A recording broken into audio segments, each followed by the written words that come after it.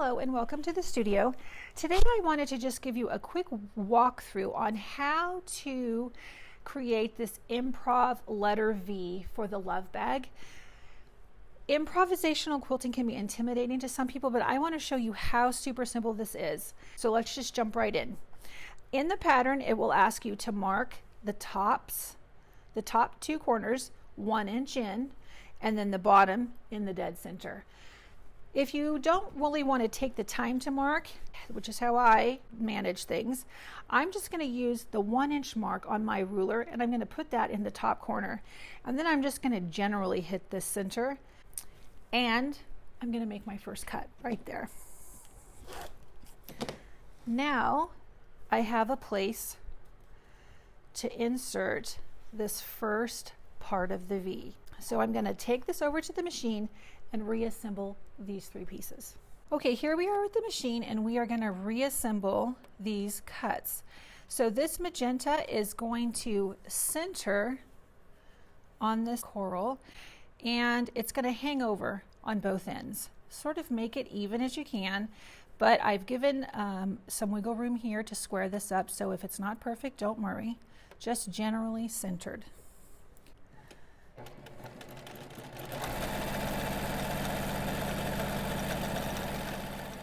Okay, so once you've got that piece in, this is going to be an open and fold. Just give that a press here, a little finger press. Now to put this piece back in, the ideal is to sort of get the top of the coral and the top of the coral here to line up. It doesn't have to be perfect, but ideally this little corner would be about 1/4 of an inch above this here. So that's pretty close. I'm going to take that back in here and sew this seam. And then finger press that open. And now here is the first part of the V. Now back to the cutting board and we'll make that last cut. Okay, now this next cut needs to be 1 inch in, and it needs to sort of hit this point where the magenta and the coral meet. So you can guesstimate the inch and come down to this point, or if you want a more accurate inch, flip it upside down, get your inch in the corner, and then aim for that joining point there.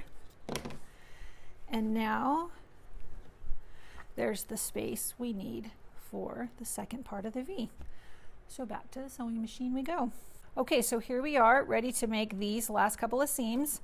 So this magenta strip is going to get centered again just like it did the first time. You can see that it's a little hanging over here and a little hanging over there. Open that, give it a little finger press.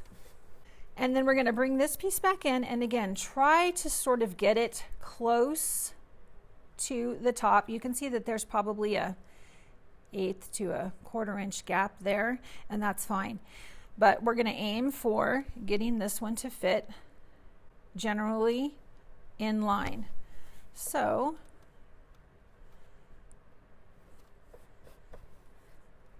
this needs to be a little higher, I think. So there we go, that looks good enough. Now we're going to sew this seam.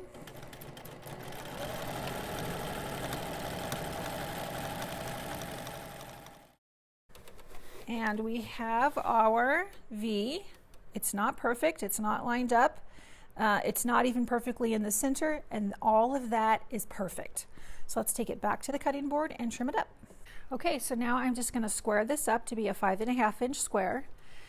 And I want to make sure that I don't have this magenta in the corner. Not that that's an option because I don't have 5.5 inches on this side, but what you don't want is magenta in the corner, because then you're going to get some weird thing when you sew it.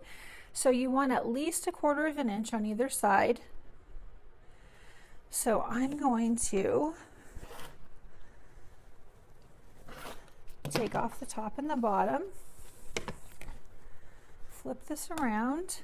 So this would be my final block. I have at least 1/4 of an inch here. I'm happy with all of that.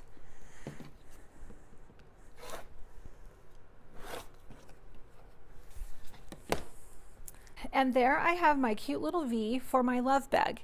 Now, if you actually watch this video and you think that improvisational piecing is not for you, I do have a free download so that you can paper piece this, and you will find that link in your pattern.